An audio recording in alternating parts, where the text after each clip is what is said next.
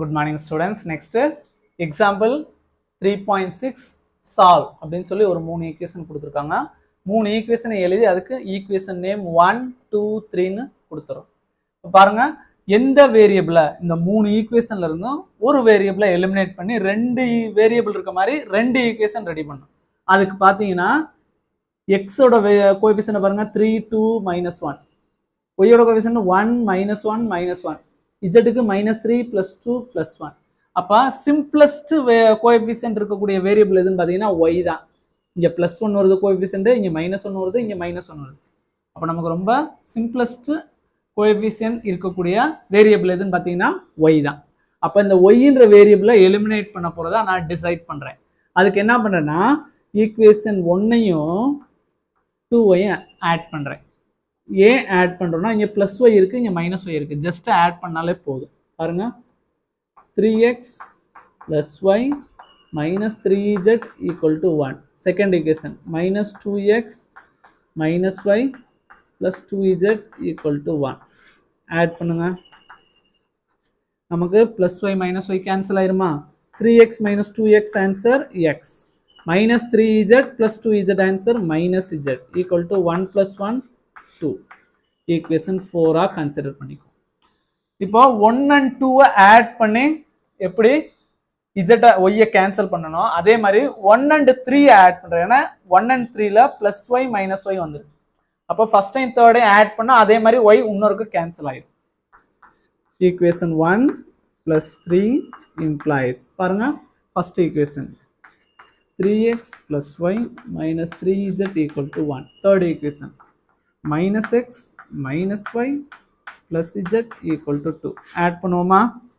Add பண்ணும்போது +y - y cancel ஆயிடுச்சு. 3x - x 2x. அடுத்து -3z + z answer -2z. 1 + 2 answer 3. இதை ஈக்குவேஷன் 5 கன்சிடர் பண்ணுவோம். இப்போ நான் இந்த 4th and 5th ஈக்குவேஷன்ல எக்ஸை கேன்சல் பண்ண போறேன். ரெண்டு ஈக்குவேஷன்லையும் எக்ஸ் இஜெட்னு ரெண்டு வேரியபிள் வந்துருக்கு இல்லையா? இதுல எக்ஸ் எலிமினேட் பண்ண போறதா முடிவு பண்ணியிருக்கேன். அப்போ அதோட கோஎஃபிஷியன்ட் பாருங்க, இங்க 2 இருக்கு, இங்க 1 இருக்கு. இந்த 1 2 மாத்தணும்னா இஃப் நத்திங் அங்க 1 இருக்குன்னு அர்த்தம். இப்போ இந்த 1 2 மாத்தணும்னா கம்ப்ளீட்டா 4th ஈக்குவேஷனை 2 ப்ராடக்ட் பண்ணுங்க. அப்போ equation 4 multiplied by 2 implies 2x - 2z = 4. ரைட்டா? 4th ஈக்குவேஷனை நம்ம 2 டேபிள்ல மல்டிப்ளை பண்ணி ஆன்சர் எழுதியிருக்கோம்.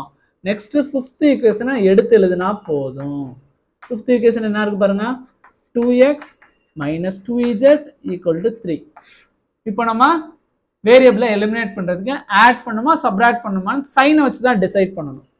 கோஎஃபிஷியன்ட் சேமா இருக்கா? சைனை பாருங்க, பிளஸ் ரெண்டுமே சேம் சைனா இருந்தா சப்ராக்ட் பண்ணாதான் கேன்சல் ஆகும். சப்ராக்ட் பண்ண போறோம் நம்ம மென்ஷன் பண்ணிட்டோம்னா சைனை இமிடியேட்டா சேஞ்ச் பண்ணிருங்க. பிளஸ் இருந்தா மைனஸ், மைனஸ் இருந்தா பிளஸ், பிளஸ் இருந்தா மைனஸ். சரியா? இப்போ 2x - 2x கேன்சல் ஆயிரும். -2z இங்கே +2z இதுவும் கேன்சல் ஆயிரும். நம்ம எக்ஸை தான் எலிமினேட் பண்றதுக்காண்டி டிசைட் பண்ணி எல்லா வேலையும் பார்த்தோம். ஆனா ஆட்டோமேட்டிக்கா இஜெட்ன்ற வேரியபிளும் கேன்சல் ஆயிருச்சு. இப்போ இங்க பேலன்ஸ் 0 இருக்கு. 4 - 1 ஆன்சர் 1. 4 - 3 ஆன்சர் 1.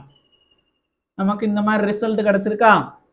அப்போ நமக்கு எப்போல்லாம் இந்த ரிசல்ட் கிடைக்குதோ 0 வந்து எந்த ஒரு நம்பருக்கும் ஈக்குவல் கிடையாது. 0 = 1ன்னு சொல்லியிருக்காங்க. இது வந்து கான்ட்ரடிக்ஷன். இட்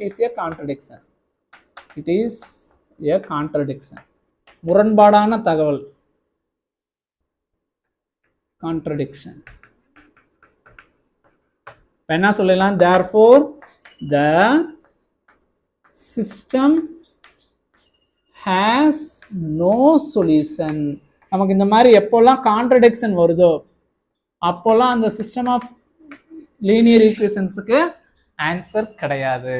நமக்கு 0 = 1ன்னு ஒரு முரண்பாடான தகவல் கிடைச்சிருக்கு. அதனால நம்ம இந்த சம்முக்குரிய ரிசல்ட் நோ சொல்யூஷன் எழுதியிருக்கோம். இதோட இந்த சம் கம்ப்ளீட் ஆகும். தேங்க்யூ.